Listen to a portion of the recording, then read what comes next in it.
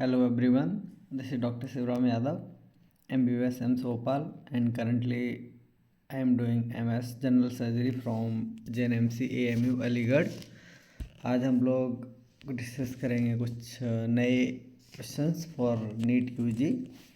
तो ये हमारा पहला question, which of the following is not a function of Golgi apparatus. तो ऑप्शंस हैं ये: protein synthesis, protein modification, packaging of protein, secretion of protein.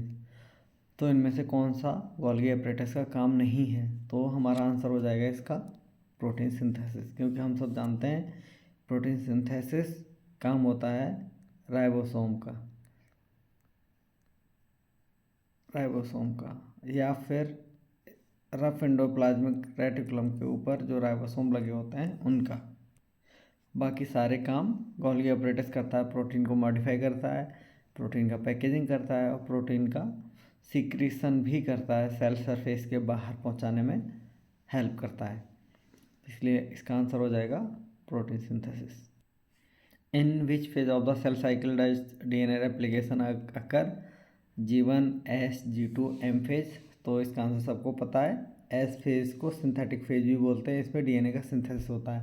G1 में RNA और प्रोटीन का सिंथेसिस होता है। G2 में जो M फेज में प्रोटीन यूज होने वाली होती हैं उनका सिंथेसिस होता है। तो S फेज में DNA का रेप्लिकेशन होता है। Which of the following is not a characteristic of prokaryotic cells? Presence of nucleus, presence of ribosome, lack of membrane organelle, presence of cell wall। तो इसका आंसर हो जाएगा प्रेजेंस ऑफ न्यूक्लियस। ये eukaryotic cell का characteristic है। Ribosome दोनों में पाए जाते हैं।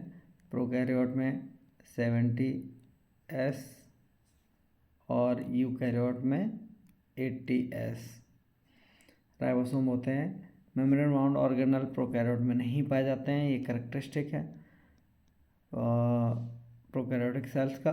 और मेम्ब्रेन बाउंड ऑर्गेनल प्रेजेंट होते हैं यूकैरियोटिक सेल्स में। सेल वॉल दोनों में हो सकती है, यूकैरियोट और प्रोकैरियोट दोनों में हो सकती है। इसलिए इसका आंसर हो जाएगा प्रेजेंस ऑफ न्यूक्लियस, क्योंकि न्यूक्लियस एक मेम्ब्रेन बाउंड ऑर्गेनल है। What is the primary function of the enzyme amylase? Breaking down proteins, breaking down lipid, breaking down carbohydrate, breaking down nucleic acid। तो इसका आंसर हो जाएगा breaking down carbohydrate. तो protein को जो break down करते हैं वो प्रोटीएज होते हैं, ठीक है। और लिपिड को लाइपेज और कार्बोहाइड्रेट को अमाइलेज आपने देख ही लिया, न्यूक्लिक एसिड को न्यूक्लिएज। तो इस तरह से ये हमारा आंसर हो जाएगा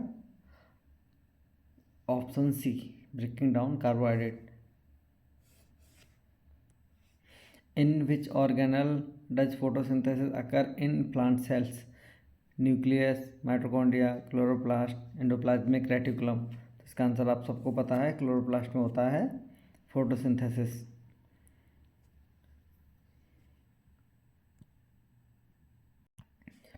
विच of the following is a function of respiratory system? Respiratory system का क्या फंक्शन है? Regulation of body temperature, pumping blood to all part of the body, exchange of oxygen carbon dioxide, digestion of food. तो इसका simple सा answer है exchange of oxygen and carbon dioxide. Digestion of food digestive system का काम है, GIT का। Pumping of blood ये heart का काम है। और रेगुलेशन ऑफ बॉडी टेम्परेचर ये काम है हाइपोथैलेमस का। ये इंपॉर्टेंट है, याद कर लीजिए,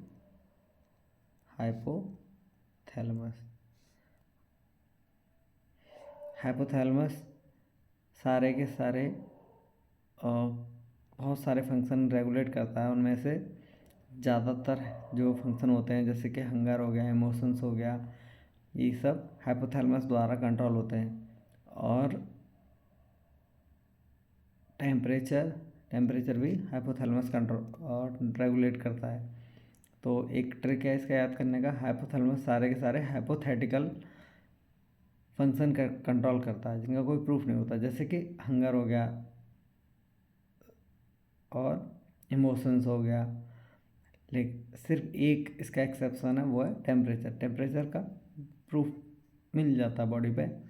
तो टेम्परेचर, इमोशंस और इवन रेस्पिरेटरी सेंटर भी हाइपोथैलेमस में होते हैं। तो इस तरह से हाइपोथैलेमस कंट्रोल करता है ये सारे के सारे फंक्शंस। रेस्पिरेटरी सेंटर जो होते हैं, रेस्पिरेशन जो कंट्रोल करते हैं, हाइपोथैलेमस में नहीं होते हैं वो मेडुला और पोन्स में होते हैं। ये करेक्शन है। What is the function of white blood cells in the immune system? Clotting of blood, carrying oxygen, fighting infections, carrying nutrients. तो फाइटिंग इन्फेक्शन ये काम होता है WBC का। WBC दो तरह की होती हैं, यानी कि 2 types are there. White blood cells दो तरह के होते हैं, T lymphocyte and B lymphocyte. T lymphocyte mature होती हैं थाइमस में, B लिम्फोसाइट मेच्योर होती हैं बोन मैरो में।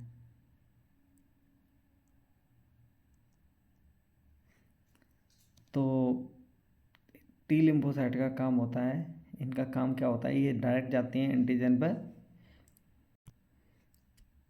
तो एंटीजन क्या होता है, कोई भी एंटीजन है, एंटीजन कोई भी फॉरेन एंटीजन क्या होता है, एंटीजन कोई भी फॉरेन एजेंट हो सकता है, फॉर एग्जांपल बैक्टीरिया, वायरस, कुछ भी जो अपनी बॉडी में एंटर करता है, बॉडी के अंदर एंटर करता है, तो उस पर अपना इम्यून सिस्टम अटैक करके उसको ख़त्म कर देता है।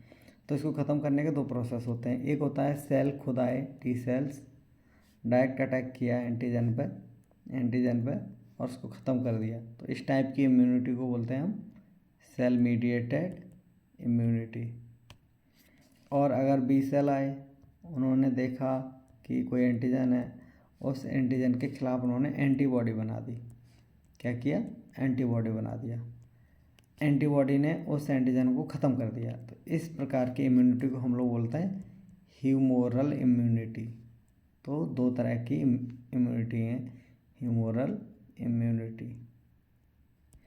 पहली है सेल मीडिएटेड, दूसरी है ह्यूमोरल इम्यूनिटी। ह्यूमोरल में क्या होता है, एंटीबॉडी बनते हैं, और सेल मीडिएटेड इम्यूनिटी में क्या होता है, सेल डायरेक्टली जाके उसको अटैक करती है और उसको फैगोसाइटोसिस कर लेती है। तो इस तरह से यानी कि उसको खा लेती है, बैक्टीरिया को सेल इनगल्फ कर लेती है।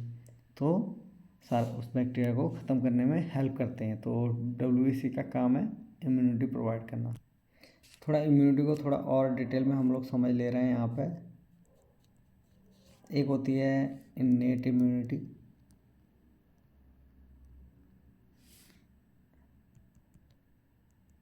इन्नेट इम्यूनिटी में क्या होता है, जो सिंस बर्थ प्रेजेंट होती है। एक होती है एक्वायर्ड।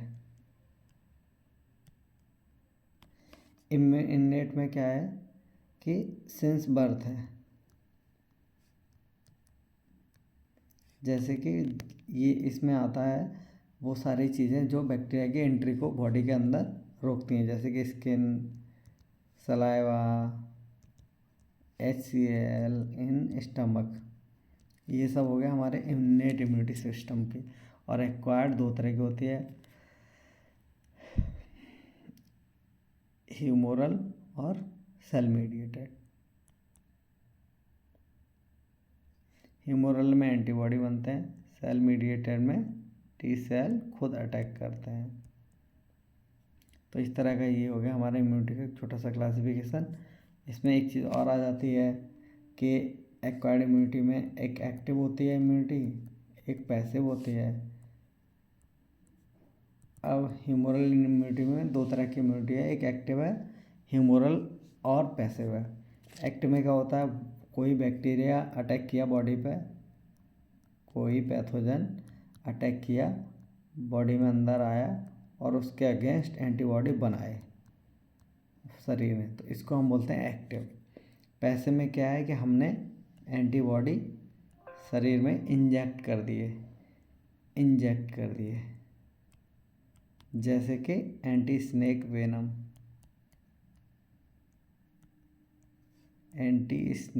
वेनम, या फिर मदर के मिल्क से जो एंटीबॉडी मिलती है IgA, मदर मिल्क, ठीक है। से बेबी को मिलता है। तो ये हो गया हमारा पैसिव इम्यूनिटी का एग्जाम्पल। अब एक्टिव पैसिव दोनों इम्यूनिटी दो तरह की हो सकती हैं, तो नेचुरल हो सकती है, आर्टिफिशियल हो सकती है। तो एक्टिव में आर्टिफिशियल क्या होगा, हमने कोई वैक्सीन लगा दी और वैक्सीन के बीकन पैथोजन ने क्या किया कि हेल्प किया बॉडी को उसके अगेंस्ट एंटीबॉडी बनाने में। जैसे कि पोलियो को वैक्सीन हम पिलाते हैं बच्चों को, तो जब हम वैक्सीन देते हैं तो उस वायरस के अगेंस्ट बच्चों में एंटीबॉडी बन जाता है। तो ये आर्टिफिशियल एक्टिव इम्यूनिटी है। पैसिव इम्यूनिटी का एग्जांपल है, आर्टिफिशियल पैसिव इम्यूनिटी का एग्जांपल आप लोगों ने देख ही लिया कि हम एंटी स्नेक वेनम का इंजेक्शन लगा रहे हैं। आर्टिफिशियल और नेचुरल पैसिव इम्यूनिटी का एग्जांपल है मदर मिल्क से IgA एंटीबॉडी जो मिल रहे हैं वो। तो ये हो गया एक brief description of immunity. Which of the following is not a type of muscle tissue, skeletal muscle, smooth muscle, cardiac muscle, epithelial muscle. आप लोग को पता है कि इनमें से कौन सा मसल टिश्यू नहीं है। एपिथेलियल टिश्यू जो होता है वो एपिथेलियल यहाँ मसल की जगह not a muscle tissue, epithelial muscle जो होती है यानी एपिथेलियल टिश्यू होना चाहिए था यहाँ पर। तो epithelial tissue is not a type of muscle tissue. बाकी सारे के सारे मसल टिश्यू हैं, skeletal muscle, smooth muscle, cardiac muscle. Which of the following is a function of thalamus. तो थैलेमस का कौन सा फंक्शन है, रेगुलेशन ऑफ बॉडी टेम्परेचर, हम सबको पता है। हाइपोथैलेमस का फंक्शन है कोऑर्डिनेशन ऑफ मूवमेंट, सेरिबेलम का फंक्शन है परसेप्शन ऑफ स्टिमुलाई। ये थैलेमस का फंक्शन नहीं है, परसेप्ट करते हैं जो सेंसरी ऑर्गन्स होते हैं वो। तो इसका आंसर होगा ट्रांसमिशन ऑफ सिग्नल्स। ये क्या करता है, थैलेमस हायर सेंटर और पेरिफेरल नर्वस सिस्टम के बीच में कनेक्शन के एक गेटवे के जैसे काम करता है। सारे के सारे सिग्नल थैलेमस से होते हुए सेरिबेलम और सेरेब्रम तक जाते हैं। तो ये थोड़ा डिफिकल्ट क्वेश्चन है आप सब लोग के लेवल के हिसाब से, लेकिन आप याद कर लो ट्रांसमिशन ऑफ सिग्नल का काम करता है ये लोअर सेंटर और हायर सेंटर्स के बीच, यानी स्पाइनल कॉर्ड से सेरेब्रम तक जो ट्रांसमिशन सिग्नल्स होते हैं उनको पहुंचाने में हेल्प करता है thalamus. What is the function of hormone insulin. इसका बहुत ही सिंपल सा आंसर है रेगुलेटिंग ब्लड शुगर लेवल। हाँ, इंसुलिन क्या करता है, ब्लड शुगर का लेवल कम करता है। ग्लूकागॉन बढ़ाता है ब्लड शुगर। तो इस तरह से हमारे ये 10 इंपॉर्टेंट क्वेश्चन अभी हमने सॉल्व किए। अभी एग्ज़ाम आ रहा है बहुत जल्दी, ज़्यादा टाइम नहीं बचा है, आप लोग अच्छे से पढ़ते रहिए।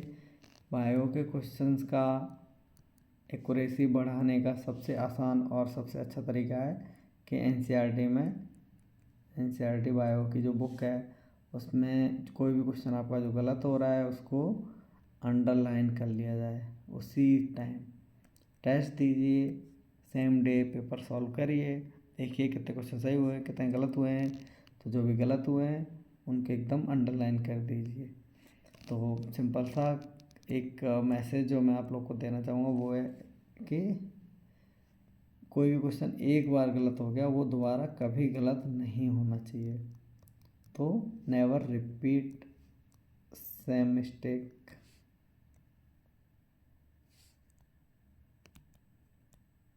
एक क्वेश्चन एक बार गलत हो गया वो कभी दोबारा गलत नहीं होना चाहिए। एक यही सबसे बड़ा मूल मंत्र है।